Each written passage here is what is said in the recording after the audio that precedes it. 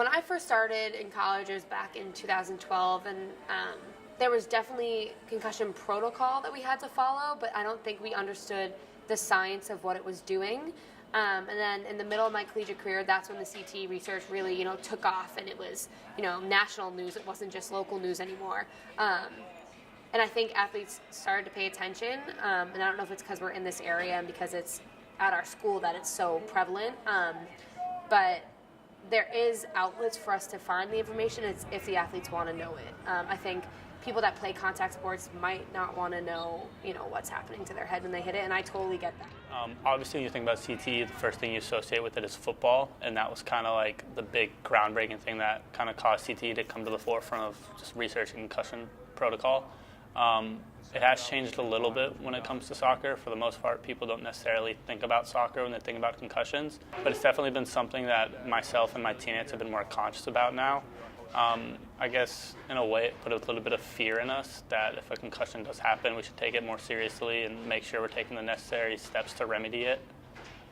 So yeah, it's definitely changed the last couple of years, kind of the whole stigma around concussion protocol and what you should do. Here at Boston University, the athletes follow a specific protocol whenever there is suspicion of a concussion. So once you go head-to-head and you do make contact, you come off the field instantly, and then they do a concussion test on the spot with your trainer who's certified in concussion testing. And then if you do have symptoms, you're out. And I believe if you're symptom-free for a week, you can come back to running or working out, but still not contact. So they take it very seriously, and I think that's great because a lot of times, the athlete themselves doesn't want to admit that they hit their head or doesn't want to sit out of a game, but they don't realize that the worst kind of concussion is if you get one and then have contact immediately after. So, athletes might be mad at some of this protocol, but it's saving them in the long run. So. But before they knew the seriousness of concussion safety, both Shekali and Blauner were some of those athletes who didn't want to stop and kept playing through their head injuries. It happened during a practice. To be honest, I was a freshman, and I was just so keen on getting into the squad and proving myself that when it initially happened, I didn't say anything about it, and I kept playing. But later that night, I had a pounding head, I couldn't sleep, it was miserable, and I was freaking out because it had never happened to me before. So the next morning, first thing I did was go to the trainers and talk to them about it, and then they told me that I probably had a minor concussion after we went through the protocol because I was pretty symptomatic. So it was definitely kind of scary, even it being a minor concussion, because I didn't really know what was happening, because I never felt that way before.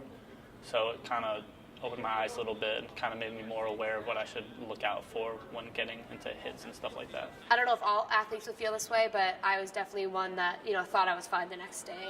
I was arguing with my coaches about it. I was arguing with my parents, let me back in. I'm fine. I don't have a headache. I'm good. Because soccer was everything. And I know a lot of athletes feel like that. You're letting your team down if you don't go back in. You're letting your fans down if you don't go back in. But realistically, they just want you to be safe, and your parents want you to be safe, and your coaches. So I was stubborn, and I thought I was fine, but I'm very, very happy my coaches and my parents kept me out. Along with the coaches, the BU athletic trainers also work hard to keep the athletes safe and make sure they follow a specific return-to-play protocol.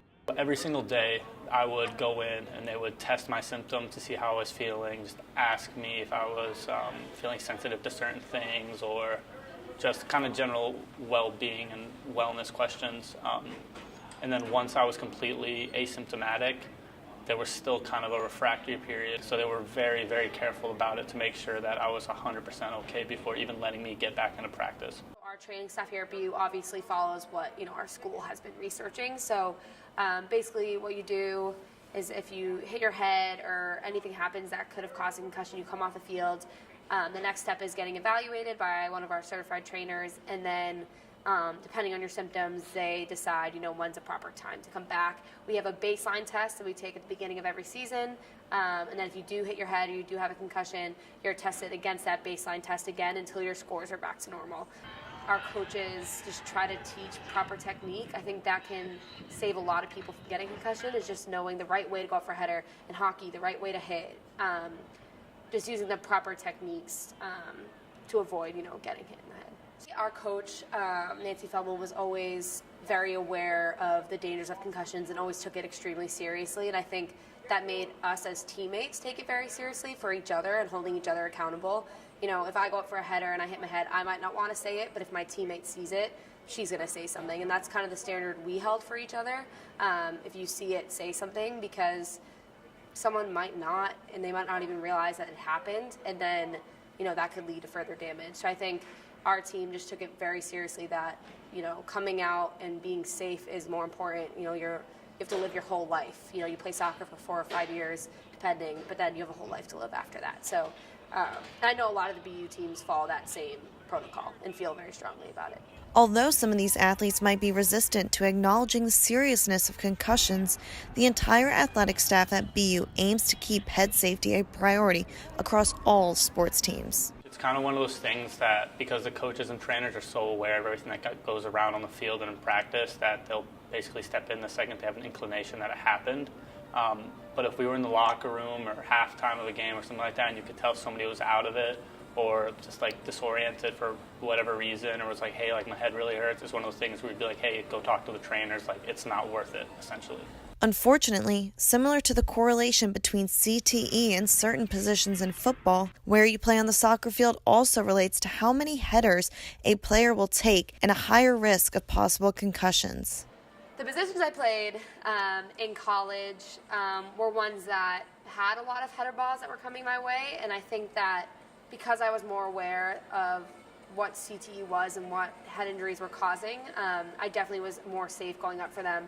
I wouldn't go for something that was dangerous because, you know, when you've had a couple and you realize that it could be affecting your life later on past your sport, I definitely think you're more aware. So, like you have some guys on the team that are like challenged for every single head ball. And you kind of have to wonder if that's kind of taking a toll on them or kind of just how they feel. Matt McDonald on the team was a good example. He won every single header that got near him, but I don't know, at some point you kind of have to wonder to what extent is almost like too much, just constantly heading the ball.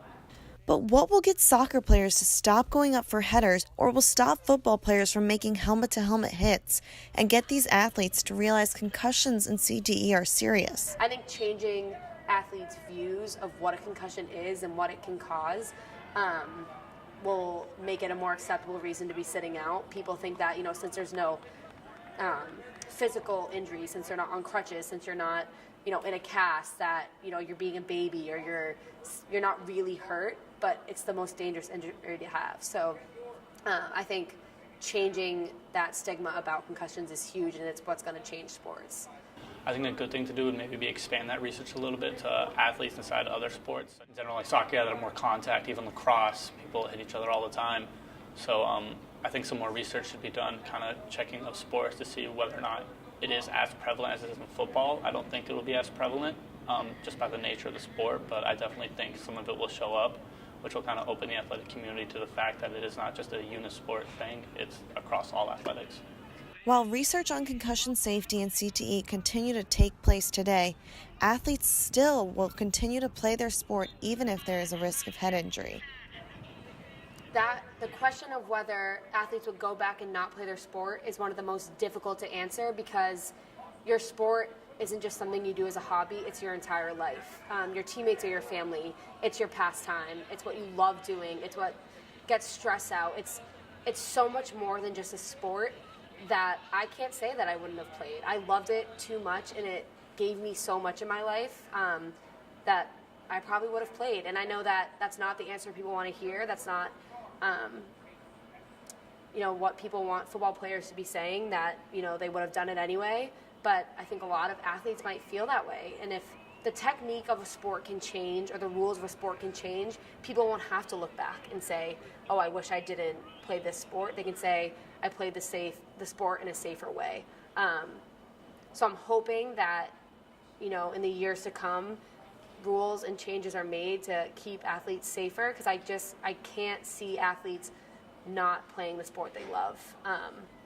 It's just too soon. You know, it's more than a sport for so many people.